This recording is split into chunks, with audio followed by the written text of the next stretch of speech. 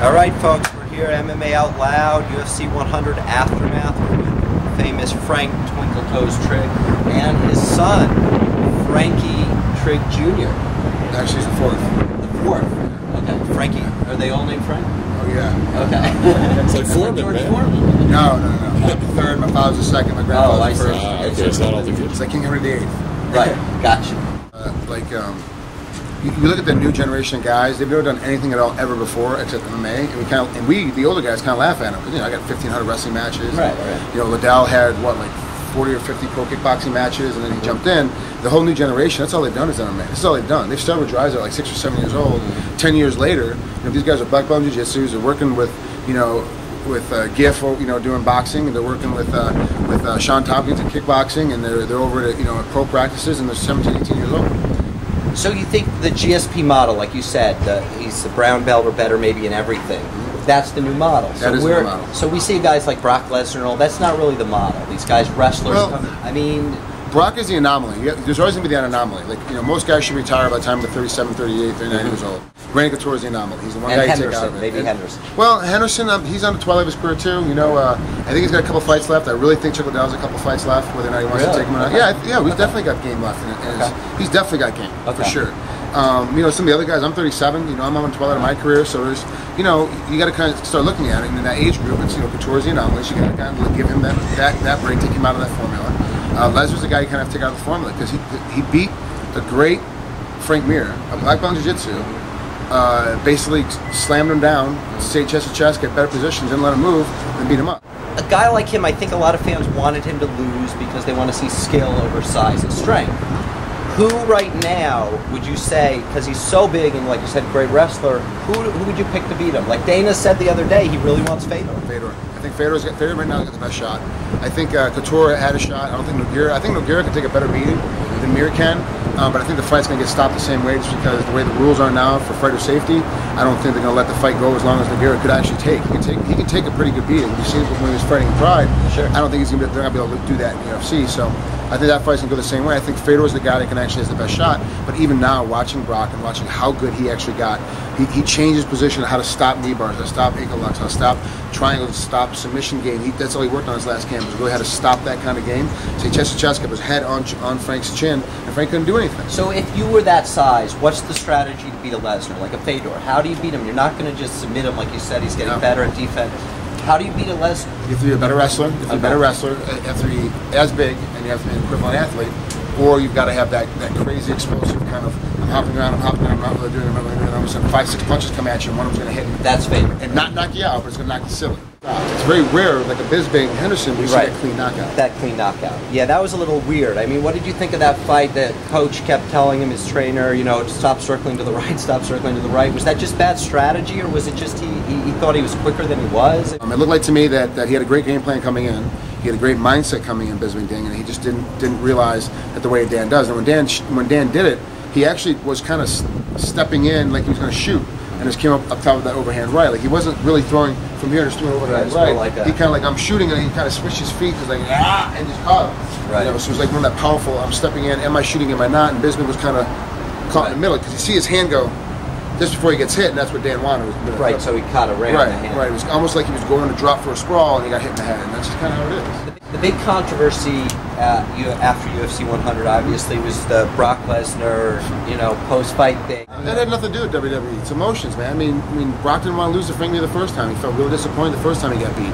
And then he came out, and he really took this to heart. He really took it to task, and he showed how he can, if he trains and he's paying attention, does what he's supposed to do, how good he can be.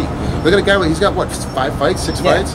And look how good he's gotten in those 6 fights. Look how much better he's going to be by his 10th fight. I mean, he's amazing as an athlete. He's amazing skill level, and he really had nothing to do with WWE. In my mind, I think he was just emotional. Come on, I'm the wrong guy to ask, because I flipped off Dennis Holm when I hit him. I'm the one that's always got a big mouth. I'm the one always in trouble. I'm the one always getting a talking to by Dana White. He's always yelling me for something I've said in the media, or something I've done or haven't done. I mean, I'm kind of the problem child. That's kind of what I am. And so for me, Brock, it's like, thanks, Brock, you got something to push over me for this week, Right. I appreciate that, but I completely understand what he's doing. I completely understand what he did. Yeah, it's emotion, man. People think we're machines. We get out there and get punched, man. Sure. I cry before and after every single fight. Every single fight I cry. Yeah, because you put so much into this thing. Right. So much in this event. I mean, guys that have been playing football, 9, 10 seasons of pro. So since they were little kids, throw up before every match on every fight. It's like when they lose the Super Bowl, you see them all crying. Yeah, I mean, it's a big deal. You put a lot of heart and information in this, and we're emotional beings. And so, a guy like Brock, who's a big guy, put a lot of passion in this, wanted to be the only heavyweight champion in the world, and wanted to prove how good he is. And at the end of it, you run your emotions. I cry, he ran off with the mouth, and it's just kind of how it works. And we are humans, and he made a human error. He apologized for it afterwards. You're not going to apologize. He did something wrong. He apologized. That's it. Let's bring your son in. This is Frankie Trigg the IV. Mm-hmm. So it started with your grandfather, father. You're the third. Yep. And this is the fourth. Right. Now, let me ask you something, Frankie. We were watching you. You look pretty good in there. Thank you. And you're a wrestler, you said. Yes, wrestler. But you're young, good shape. You got the father to teach you all the tricks of the trade. But you don't want to be an MMA fighter. No, it's Why not? I just don't like getting punched in the head so much. You don't want to ears like your dad? No, I'm probably gonna end up getting those from wrestling. But okay. The punching in the head isn't fun. Getting cut open isn't fun. Mm-hmm. The emotion before and after a fight. It's I don't think I could take 15,000 people cheering for me. That could get to you. Nerve-wracking. Right. So when your dad maybe goes into the media part when he retires, we do radio and all that stuff, you can manage your dad. Yeah. Actually, that's the game plan. That's the game plan. Yeah, the game plan is he's hopefully going to put him through. I told him, look, I'm not paying for your bachelor's. Show me that you really want to go after this, and you want to get through your bachelor's, and you want to go to law school, then I'm paying for your law school, and I will get you through, and I will get you in that passing age. So you take the first step, then I'll push you forward. Yeah, and then he's got some passion. He's really learning the game. He's learning the sport, and he trains in it to learn. So he can explain to guys when he's trying to manage fighters later. He can explain to guys, well, look, you need some more stand up. You got to go. You go see this guy. You need to go sit. Jimmy Gifford to go get more stand up. You need to go see Drysdale get more jiu-jitsu, because I'm telling you, it's not my dad not telling me to tell you. Sure. I'm telling you because I've trained in this, and that's what he's doing. And that's at 16. I got to be honest with you, man.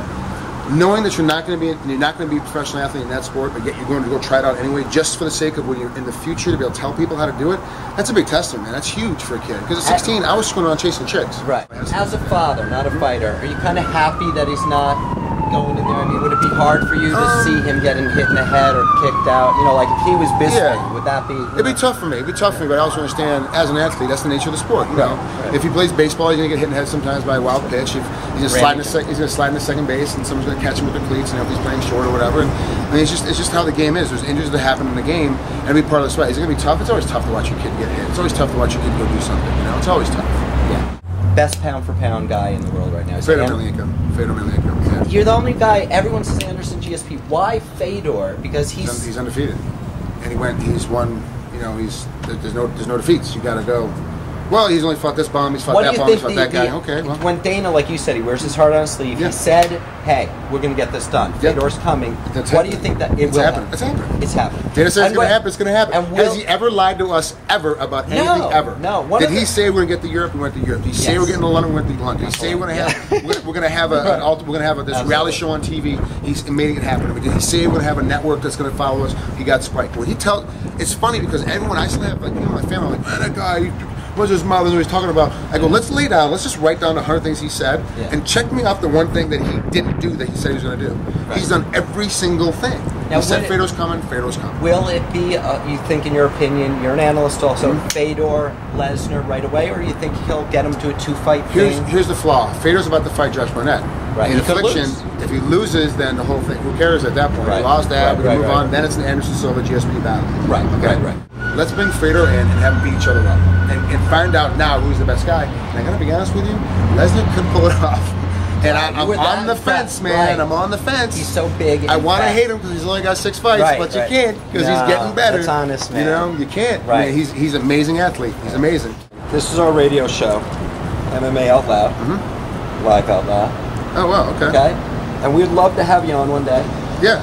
For an interview. Thank you. Yeah. That's for you. Thanks, man. I appreciate it. You want to give us? How much did you pay Mick for that?